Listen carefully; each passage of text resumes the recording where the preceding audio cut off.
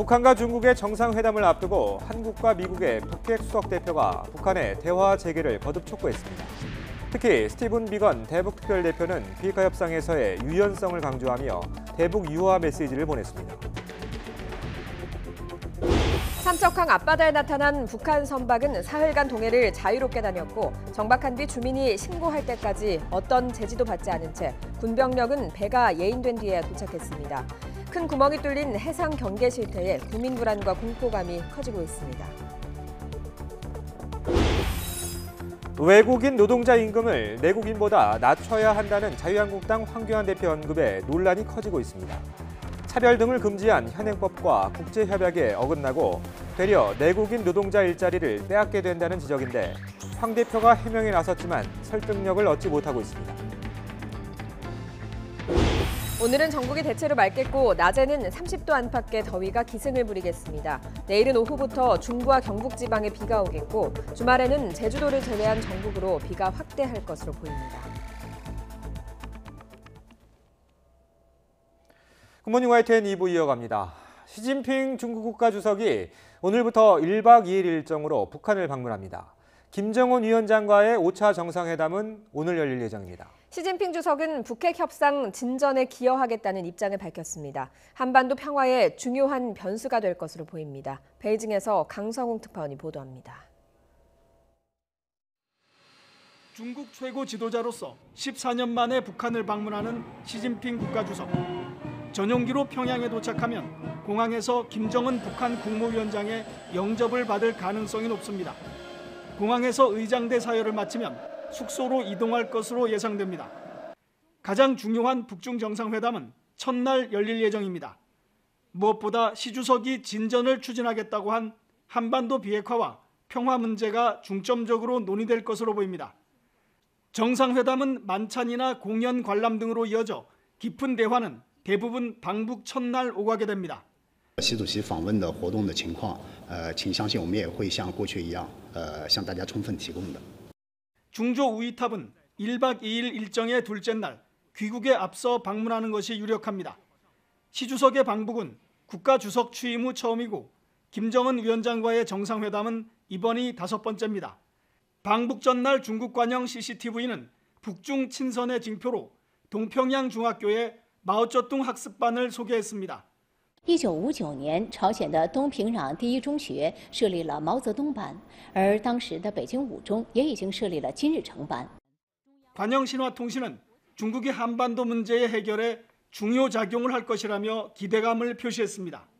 수교 70주년을 맞아 열리는 이번 북중 정상회담은 한반도 평화의 그 어느 때보다 중요한 변수가 될 전망입니다.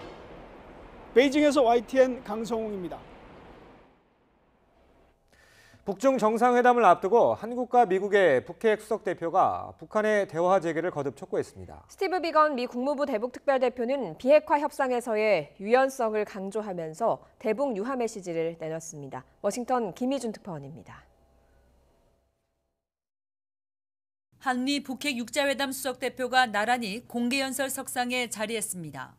비건 국무부 대북 특별대표는 비핵화 협상에서의 유연성을 화두로 던졌습니다. Both sides understand the need for a flexible approach. This is the only way to move forward in diplomacy. 미국이 바라는 비핵화 조치와 함께 안전보장과 관계 개선까지 폭넓은 협상을 원하는 북한의 입장에 대한 이해도 나타냈습니다. 협상 재개에 전제 조건은 없고 문은 활짝 열려 있다며 북한에 적극적인 대화 손짓을 보냈습니다. 시 주석의 방북에는 기대감을 표했지만 대북 공조 이탈은 경고했습니다. We have every expectation that President Xi will continue to send constructive but appropriate messages during his meeting over the course of the next 2 days in Pyongyang.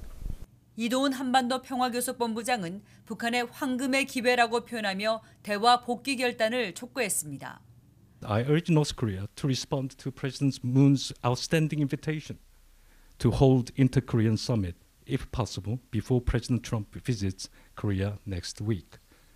문정인 대통령 통일외교안보 특보도 남북 정상회담의 조기 개최 필요성을 거론했습니다. 두 정상이 남북 정상회담을 판문점에서 해야 그래야 한미 정상회담이 의미가 있을 거라고 봅니다. 한미는 포괄적 비핵화 합의 추진을 재확인하는 한편 톱다운 방식과 함께 실무 협상의 유용성도 강조했습니다. 하노이 정상회담 결렬 넉 달만 한미가 보낸 대북 메시지는 압박보다 유화 체계의 방점이 찍혔습니다. 북핵 협상의 동력을 찾겠다는 건데 북중 정상회담을 마친 뒤 북한의 응답이 주목됩니다. 워싱턴에서 YTN 김희준입니다. 미국 재무부가 북한의 금융제재 회피를 도운 혐의로 러시아 금융기관을 제재했다고 로이터 통신이 보도했습니다. 미 재무부는 러시아 금융기관인 러시아 파이낸셜 소사이어티에 대해서 대북 제재 회피 혐의로 추가 제재 명단에 올렸습니다. 로이터 통신은 이 회사가 북한 조선무역은행이 소유한 중국 소재 단둥 중성 인더스트리 앤 트레이드를 위해서 계좌 여러 개를 개설해 준 것이 문제가 됐다고 밝혔습니다.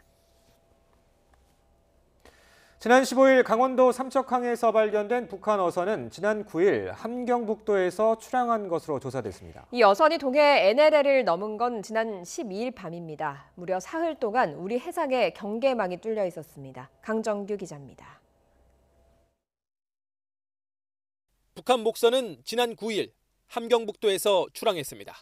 12일 밤 9시 동해 북방 한계선 NLL을 넘었고 울릉도 동북방 55km 해상을 거쳐 15일 새벽 6시 20분쯤 삼척항에 진입했습니다. 해군이 NLL을 따라 경비정을 배치하고 해상 초계기가 수시로 감시 비행을 돌았지만 사흘 동안 동해를 휘젓고 다니는 북한 선박을 발견하진 못했습니다. 해안 감시 카메라와 레이더도 깜깜이었습니다. 북한 목선은 길이 10m, 폭 2.5m에 무게 1.8톤으로 28마력짜리 엔진까지 달았습니다. 자체 동력으로 이동해 삼척항 방파제에 접안했고 배에 탄 4명 가운데 2명은 버젓이 부두 위로 올라섰습니다. 불과 500m 거리에 해경 파출소도 있었는데 6시 50분 주민 신고가 접수될 때까지 아무런 대응은 없었습니다. YTN 강정규입니다. 상황이 이렇게 되자 애초 우리 군이 경계에 구멍을 덮으려고 실제로 있었던 내용을 은폐하거나 거짓으로 발표했다는 논란이 커지고 있습니다. 정경도 국방장관은 경계 실패를 인정하고 엄중하게 책임을 져야 한다고 말했습니다. 김지선 기자의 보도입니다. 당초 합참은 북한 어선이 기동하지 않고 해류를 따라 떠내려왔다고 밝혔습니다. 작은 목선인데다 해류와 같은 속도로 떠내려와 레이더로는 배와 해면을 구분하기 어려웠다는 겁니다. 전반적인 해안 경계 작전에는 문제가 없었습니다. 소형 목선은 일부 탐지가 제한되는 점을 확인하였습니다. 하지만 북한 선원들은 선박을 자체 수리해 속도를 내며 남아있고 필요할 경우 해상에서 엔진을 끄고 대기하다 다시 속도를 높여 이동했습니다. 표류하며 남하하는 북한 어선을 확인하지 못했다며 해상 경계 구멍에 대해 거짓 해명을 한 겁니다.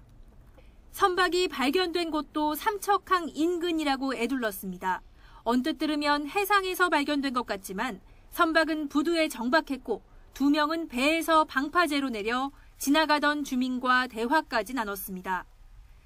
정경두 국방부 장관은 경계작전에 문제가 없었다는 군의 발표를 뒤집고 실패를 인정한 뒤 엄중하게 책임을 져야 할 것이라고 밝혔습니다. 경계작전 실태를 꼼꼼하게 되짚어보고 이 과정에서 책임져야 할 인원이 있다면 엄중하게 책임을 져야 할 것입니다. 경계 구멍에 군의 거짓 해명이 겹쳐 의혹을 키우고 있습니다. YTN 김지선입니다. 귀순한 북한 주민들은 가정 불화와 한국 영화 시청으로 인한 처벌의 두려움 등을 귀순 동기라고 밝혔습니다. 국회 정보위원장인 바른미래당 이해훈 의원은 귀순한 북한 주민들이 초창기부터 귀순하기로 계획을 세웠던 것 같다는 국정원의 보고가 있었다면서 이같이 밝혔습니다. 이와 함께 한국 영화를 시청한 혐의를 받는 주민은 한두 편이 아니라 영화를 굉장히 많이 본 것으로 추정된다면서 국가보위성에서 조사와 처분을 받은 뒤 후환을 두려워하는 것으로 분석된다고 덧쳤습니다. 네, 출근길 며칠 동안 작은 우산 하나 챙기는 건 필수였는데요. 오늘은 우산 없이 가벼운 옷차림으로 하고 나오셔도 되겠습니다. 현재 하늘에 구름이 가득 낀 모습이지만 낮 동안에는 차차 구름이 걷히겠고요. 볕도 강하게 내리쬐겠습니다. 오늘 서울 낮 기온 28도까지 오르겠고요. 영남 지방인 경주는 무려 33도까지 올라서 한여름처럼 덥겠습니다. 오늘 아침 서해안과 내륙 곳곳에는 안개가 짙게 끼어 있습니다. 고성의 가시거리가 110m, 합천이 140m까지 좁혀져 있는데요. 특히 서해안은 서해상의 안개가 서풍을 타고 지속적으로 유입이 되면서 오전까지도 시야가 답답하겠습니다. 교통안전에 각별히 주의하시기 바랍니다. 낮 동안에는 한여름 더위가 예상됩니다. 서울 28도, 광주 30도, 대구 32도로 어제보다 2, 3도가량 높겠습니다. 하지만 맑은 날씨는 오늘까지 반짝입니다. 내일은 오후부터 중부와 경북 지방에 비가 온 뒤 주말 새벽에 그치겠고요. 또 주말 낮부터는 충청 이남 지방에 비가 오겠습니다. 보통 이 시기 제주도와 남해안에는 장맛비가 시작되는데요. 올여름 장마는 예년보다 일주일이 늦은 지각장마가 예상됩니다. 제주도와 남해안에는 다음 주 중반 비가 오기 시작해서 중부와 남부 내륙에는 7월 초쯤 장맛비가 오겠습니다. 지금까지 YTN 야외 스튜디오에서 박현실입니다. 국회 파행이 장기화하는 가운데 국회법에 명시된 임시회와 정기회가 정상적으로 집회되지 않을 경우 교섭단체 정당에 지급되는 경상보조금을 삭감하는 법안이 추진됩니다.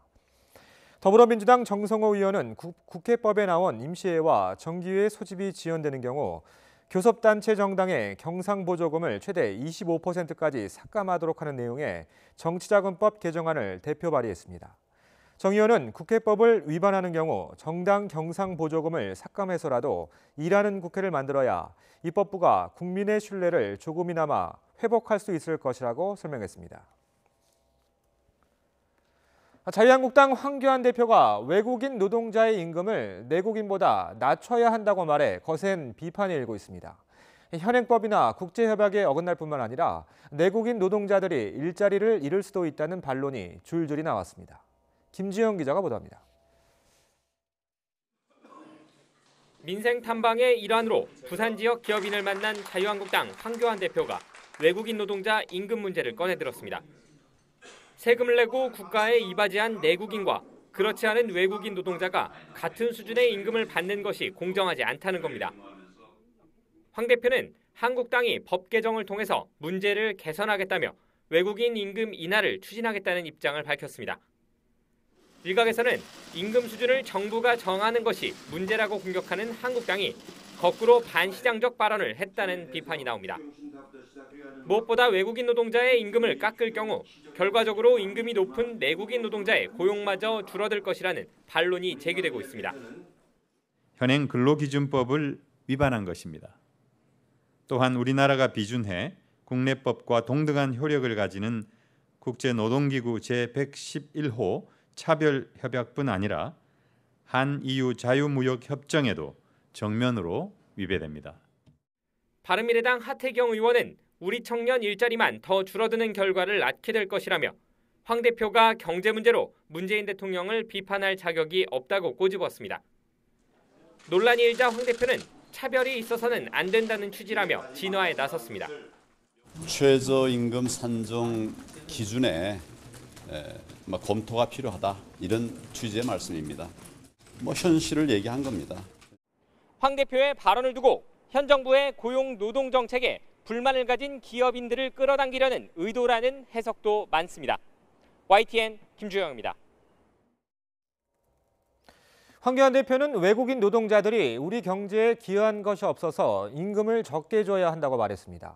최저임금을 차등해서 적용해야 한다는 취지인데 제시한 근거들이 어느 정도 사실인지 따져봤습니다. 팩트와이 한동호 기자입니다.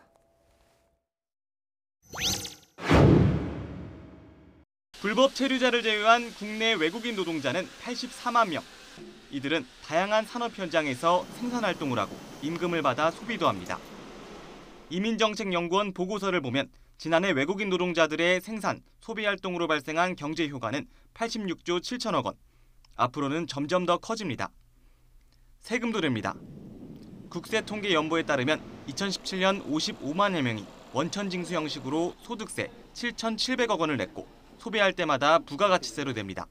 3대 업종이 사람 구하기 힘들던데 화이트 칼라 업종에는 지금 사람이 넘쳐 그러잖아요. 국내 노동시장에서 필요한 인력에 대해서 도입을 하고 있어요. 외국인 노동자 임금을 낮춰야 한다는 주장이 논란을 불러오자 황교안 대표는 최저임금 산정 기준을 바꿔야 한다는 취지라고 해명했습니다. 추가로 제공하는 것들이 있어요. 외국에서 온 분들이기 때문에 그런 부분들이 결과적으로 좀 차이가 생기는 부분이 있죠. 최근엔 같은 당 송석준 의원이 미국, 캐나다, 일본은 외국인 노동자에 대한 최저임금을 차등 적용하고 있다고 말했습니다. 그러나 고용노동부와 한국노동연구원 조사를 보면 세계 주요국 가운데 외국인 노동자에게 최저임금을 차등 적용한 나라는 없습니다. 캐나다는 2012년 외국인 노동자 임금을 15%가량 깎는 제도를 도입했지만 기업들이 임금이 싼 외국인만 선호해 내국인 구직자들이 피해를 보면서 1년 만에 제도를 폐지했습니다. 일본은 2009년에 외국인 산업연수생에게 최저임금을 적게 주는 제도를 없앴습니다. 2009년부터 연수기간이랑 고용기간을 통합해서 운영하고 있고 기능실습생이 처음에 들어오자마자 최저임금 같은 노동법을 곧바로 다 적용을 하고 있는 걸로 됩니다. 동일노동, 동일임금은 근로기준법 등의 관계 법령과 대법원 판례로 굳어진 노동 원칙입니다. 따라서 같은 일을 하는데 단지 외국인이라는 이유로 임금을 적게 받는다면 위법 소지가 있습니다. 국제노동기구 ILO 역시 협약 111호를 통해 외국인이라는 이유로 차별받는 걸 막고 있습니다. 외국인 노동자에 대한 최저임금 차등 적용이 국내법은 물론 국제협약 위반이 될 수 있다는 얘기입니다.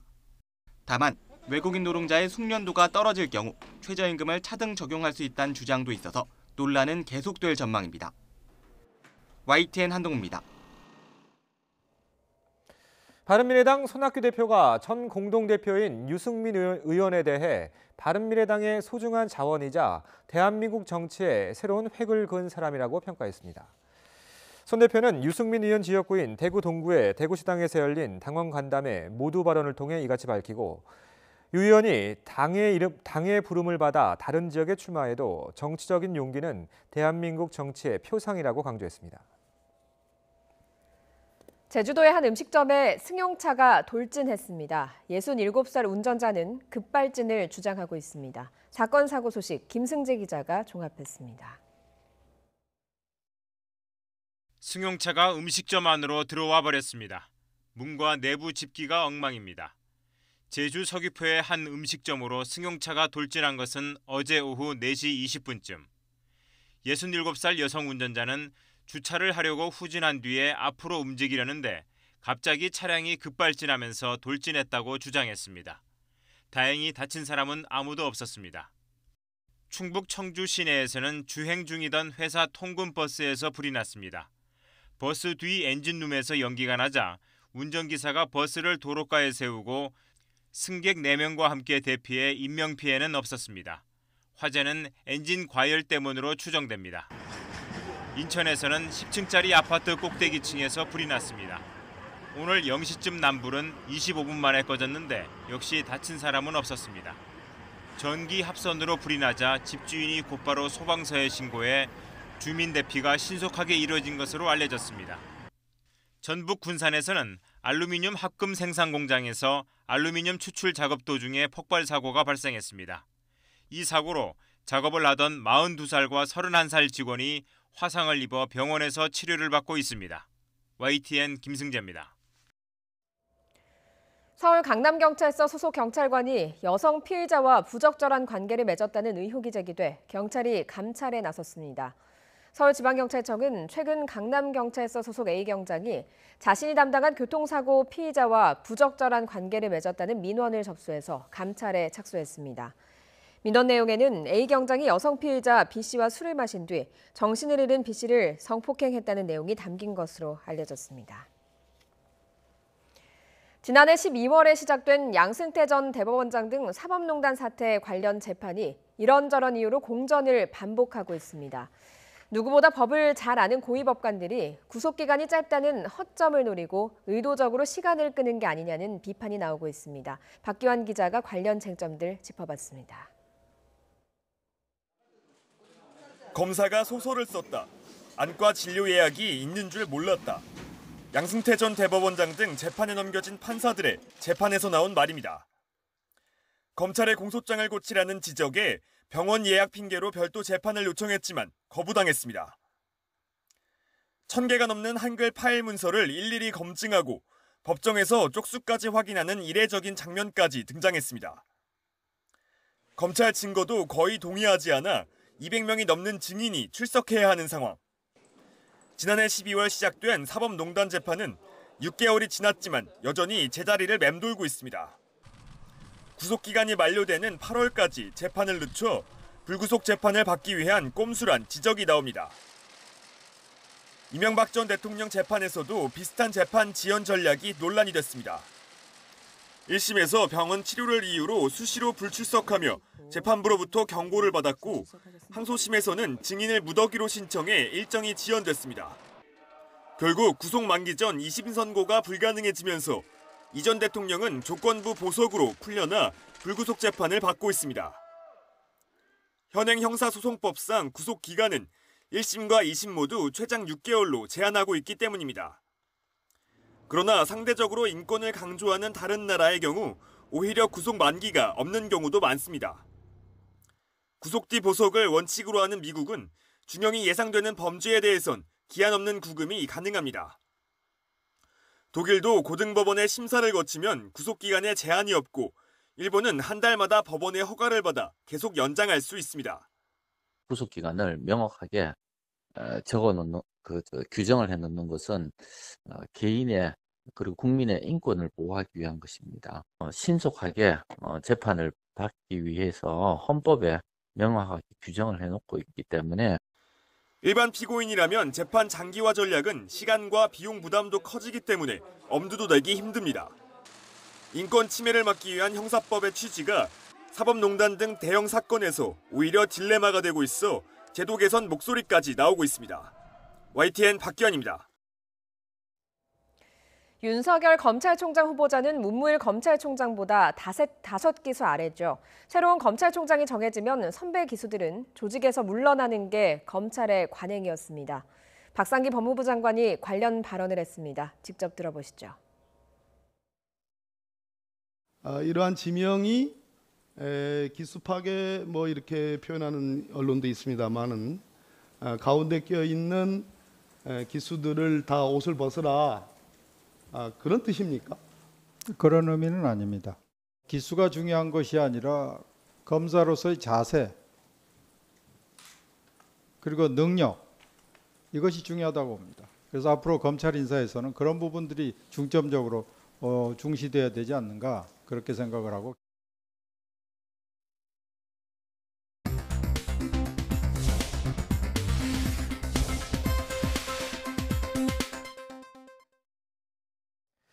이 시각 보도국입니다. 오늘 새벽 2시쯤 익산시 부송동에 있는 폐기물 제거공 업체에서 불이 났습니다.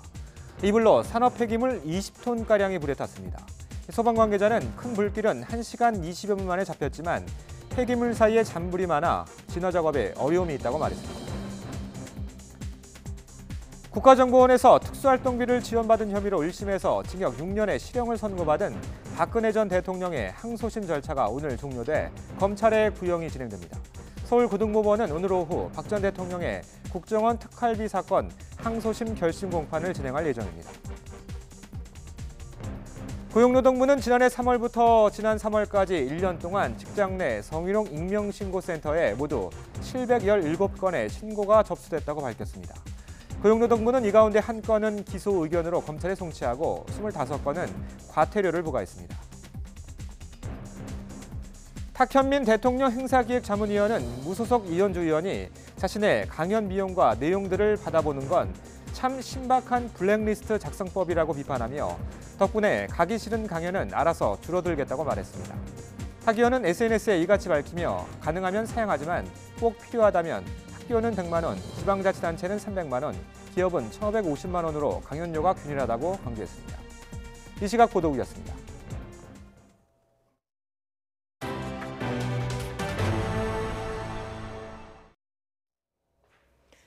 40대 집배원이 또 숨진 채 발견됐습니다. 가족과 떨어져 살면서 혼자 살면서 고된 일을 견뎌왔다고 합니다. 역시 과로사일 가능성이 제기되고 있는데 올해만 벌써 9명의 집배원이 숨졌습니다. 이상곤 기자입니다. 충남 당진우체국 소속 집배원 49살 강모 씨가 집안에서 숨진 채 발견됐습니다. 출근 시간이 지나도 연락이 닿지 않자 동료들이 집을 찾았지만 이미 숨을 거둔 상태였습니다. 숨진 강 씨는 결혼한 아내와 떨어져 당진에 혼자 살며 집배원 일을 해왔습니다. 5년 전 당진우체국에 비정규직으로 입사해 지난해 7월 정규직이 됐는데 하루 12시간 안팎으로 고된 일을 견뎌왔습니다. 유족은 출근 시간이라도 줄이려고 관사 대신 우체국 인근에 집을 얻었고 근무지 변경까지 고민해왔다고 말합니다. 피곤해, 힘들어. 집배원도 몇 명 안 되고 일이 너무나 많대요. 밤 8시 반, 9시인데 아직도 우체국이라는 거예요. 노조는 강 씨가 지병이 없었고 석 달 전에 실시한 건강검진에서도 특이 소견이 없었다며 과로사 가능성을 제기했습니다. 물량이 많이 느는 반면에 인원은 부족하고 현재 저희 물량 대비 부족에는 현재 당진에 13명 정도가 부족 인력으로 나오고 있어가지고 직원들이 많이 고생을 하고 있습니다. 과로 때문에 숨진 것으로 추정되는 집배원은 올해만 9명입니다. 정부의 인력 증원과 처우 개선을 요구하며 총파업을 예고한 전국 우정노조는 이번 사망 사고가 예견된 인재이자 타살이라고 주장했습니다. 인력 증원 이런 부분이 안 돼 있고 지금 어떻게 보면 일반 직원들은 토요일 날 다 쉬고 저 집배원들만 토요일 날 나와서 일을 하거든요. 그래서 어떻게 보면 차별적인 이유가 많아서 경찰은 숨진 집배원의 사인을 확인하기 위해 시신을 부검하기로 했으며 우정사업본부는 노조와 조사위원회를 꾸려 사고 경위를 조사하기로 했습니다. YTN 이상곤입니다. 지난달 생산자 물가가 3개월 연속 상승을 마감하고 보합세를 나타냈습니다. 한국은행 자료를 보면 지난달 생산자 물가 지수는 한 달 전과 같은 103.73으로 집계됐습니다. 생산자 물가 지수는 생산자가 내수 시장에 공급하는 상품과 서비스의 가격 변동을 말합니다. 농림수산품은 출하량이 늘면서 2.3% 하락했지만 국제유가 상승과 원화 약세 영향으로 공산품 물가가 0.2% 오르며 보합을 기록했습니다. 특히 반도체가 포함된 컴퓨터와 전자광학기기 물가는 환율 상승에 따라서 7개월 연속 하락한 뒤 처음으로 상승했습니다. 전국 주택 매매 시장이 중장기적으로 하락할 것이란 전망이 나왔습니다. 이수 국토연구원 주택토지연구본부장은 부동산 124 주최로 열린 포럼에서 전국 주택 시장이 올해 저점을 통과한 뒤 고점은 짧은 순환 국면을 가정한다면 오는 2021년과 2025년에 긴 순환 주기를 가정한다면 2022년과 2033년에 나타날 것으로 예측했습니다. 다만 인구 감소와 저성장의 영향으로 주택 매매 가격은 중장기적으로는 하락 또는 변동률 축소가 예상된다고 내다봤습니다. 최저임금위원회가 내년도 최저임금 결정을 위한 본격적인 심의에 들어갔습니다. 노동계는 10,000원 공약 이행을, 경영계는 올해 수준인 8,350원 동결을 주장하면서 격전을 예고했습니다. 김장하 기자입니다. 세 차례 공청회 이후 처음 열린 최저임금위원회 전원회의. 노사의 팽팽한 기싸움이 시작됐습니다.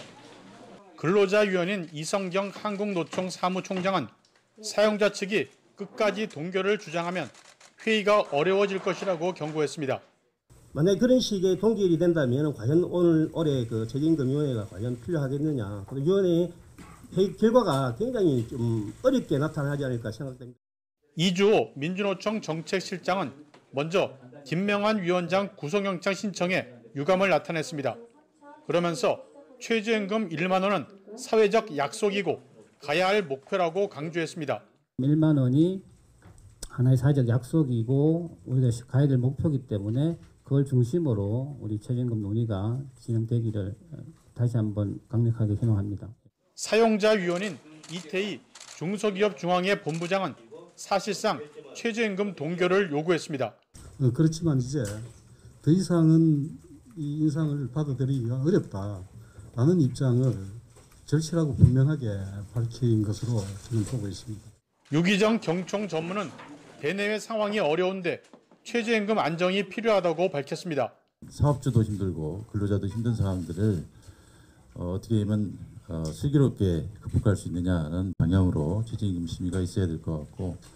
최저임금위원회 박준식 위원장은 오는 25일 전원회의 때 최저임금 최초 요구안을 제시하도록 노사에 요청했습니다. 노사가 최초 요구안을 내놓으면 내년도 최저임금을 결정하기 위한 본격적인 줄다리기가 시작됩니다. YTN 김장합니다. 건강보험 적용을 확대한 이른바 문재인 케어가 시행된 지 2년이 지난 가운데 국민의 절반 이상은 문재인 케어를 긍정적으로 평가하는 것으로 나타났습니다. 다만 건강보험이 보장하는 의료 혜택을 늘리기 위해 정부가 지출을 늘리는 문제에 대해선 신중한 태도를 보였습니다. 보장성 강화 정책 사업 중 가장 잘한 것이 무엇인지 질문한 결과 48%가 MRI, CT, 초음파 건강보험 적용을 꼽았고 다음은 65세 이상 임플란트, 틀니 본인 부담 경감, 특진비 폐지 등의 순으로 답했습니다. 전기차의 보급을 늘리기 위해서 정부와 지자체가 차를 살 때 보조금을 주고 있습니다. 여기엔 2년 안에 폐차하면 보조금을 되돌려준다는 조건이 달려 있습니다. 그런데 YTN 취재 결과 대부분 지자체에서 보조금 반환이 제대로 이루어지지 않은 것으로 드러났습니다. 이윤재 기자가 취재했습니다.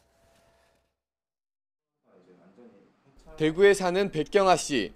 백 씨는 지난해 11월 정부와 지자체로부터 보조금 1,800만 원을 받고 전기차를 샀습니다. 하지만 교통사고가 나는 바람에 넉 달 만에 폐차했습니다.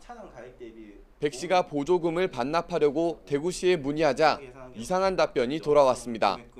세금을 통해서 샀기 때문에 그 받은 세금을 다시 돌려주려고 대구시에다 요청을 했는데 대구시에서는 세금 받기를 거부하는 거예요. 계속 그런 사례가 없다는 이유로 그리고 규정이 없다는 이유로 계속해서 미뤄지고 있는 겁니다. 보조금을 받고 전기차를 산 뒤 의무 운행 기간인 2년 안에 폐차하면 환수율에 따라 보조금 일부를 반납해야 합니다. 하지만 대구시는 규정이 없고 폐차한 전기차가 적다는 이유로 돌려받아야 할 나랏돈을 내버려 두고 있는 겁니다. 그동안에는 물량이 좀 적었고 올해부터 이제 본격적으로 이제 폐차, 교통사고로 인한 폐차 등이 발생해가지고 준비해서 이제 하반기 곧 환수를 하려고 합니다. 지난 2016년 전기차 보조금 사업을 시작한 대구시는 지난해까지 전기차 7천여 대에 1,200억여 원을 지원했습니다. 올해에도 830억 원을 쓸 예정이지만 아직 돌려받은 세금은 한 푼도 없습니다. 대구시는 YTN 취재가 시작되자 부랴부랴 고지서를 발급하는 등 세금을 돌려받겠다고 알려왔습니다. 지원금 퍼주기에만 급급해 관리나 회수는 뒷전으로 미루고 있었던 것은 아닌지 의심스럽습니다. YTN 이윤재입니다.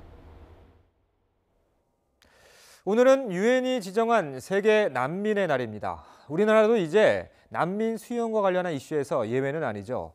지난해 말 난민 신청을 위해 국내로 입국해 인천공항에서 6개월 동안 살고 있는 앙골라인의 가족의 이야기를 들어봤습니다.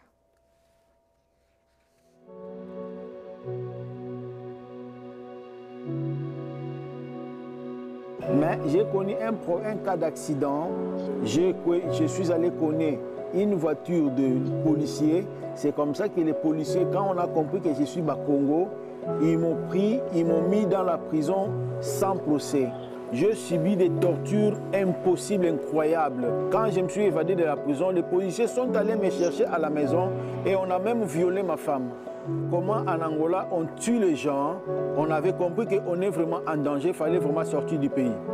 Donc nous sommes venus ici en Corée, on est arrivé le 28 décembre. Jusqu'aujourd'hui, ça fait à peu près 6 mois que nous sommes ici. Donc depuis le jour de notre arrivée ici à l'aéroport, à l'immigration, nous dormons devant tout le monde, les gens nous pointent des doigts, les gens nous prennent des photos sur le net. Donc ma femme est malade, mon enfant il est malade.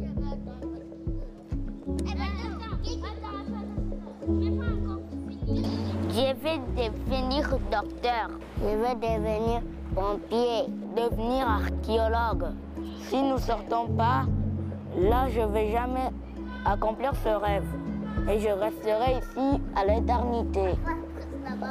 Nous sommes dans une condition comme des animaux.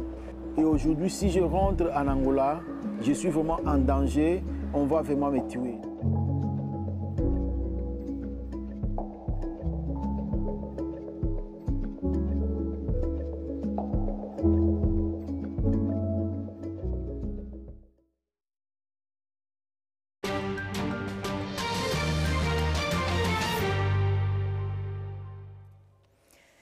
미국 중앙은행인 연방준비제도가 6달째 기준금리를 동결했습니다. 그러나 성명에서 통화정책에 대해서 인내심을 가질 것이라는 기존 표현을 삭제하면서 향후 금리 인하 가능성을 열어놨습니다. 박희천 기자가 보도합니다.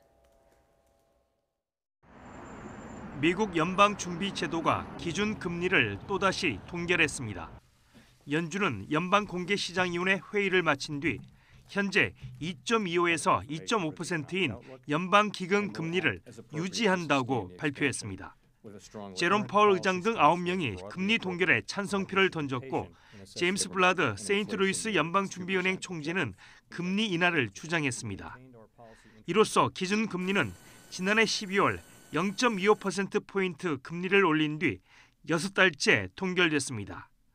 노동시장이 견고하고 경제 활동이 완만히 상승하고 있으며 실업률도 낮은 수준에 머무르고 있다는 게 금리 동결 이유입니다. 연준은 그러나 성명에서 통화 정책에 대해 인내심을 가질 것이라는 기존 표현을 삭제했습니다. 대신 경기 전망의 불확실성이 커졌다면서 확장세를 유지하기 위해 적절하게 행동할 것이라고 밝혔습니다. 향후 금리 인하 가능성을 시사한 겁니다. 파월 의장도 기준금리 동결 직후 열린 기자회견에서 통화정책 완화 근거가 강해지고 있다며 추후 금리 인하 가능성에 무게를 실었습니다. YTN 박희천입니다.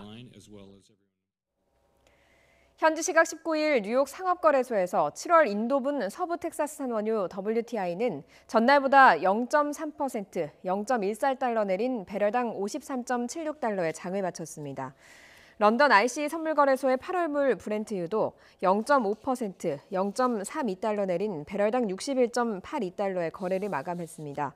국제유가는 미 중앙은행인 연방준비제도가 기준금리를 동결했다는 소식에 약세를 나타냈습니다. 2020년 미국 대선의 대장정이 시작됐습니다. 트럼프 미국 대통령이 대선 출마를 공식 선언하면서 재선 출사표를 던졌습니다. 민주당도 다음 주 20명의 후보가 첫 TV 토론을 갖고 경선 레이스에 돌입합니다. 강태욱 기자입니다. 트럼프 대통령이 출사표를 던졌습니다. 미국을 계속 위대하게라는 슬로건을 내세웠습니다. With every ounce of heart and might and sweat and soul, we're going to keep making America great again, and then we will indeed keep America great. 행사장을 꽉 채운 2만여 명의 지지자들은 연신 환호로 답했습니다. 러닝메이트인 마이크 펜스 부통령은 미국을 계속 위대하게 지키기 위해 트럼프를 다시 뽑아야 한다며 힘을 보탰습니다. 트럼프 대통령은 역사상 가장 위대한 경제를 기록하고 있다며 다른 어떤 대통령보다 많은 것을 이뤄냈다고 자화자찬했습니다. Our economy is the envy of the world. Perhaps the greatest economy we've had in the history of our country.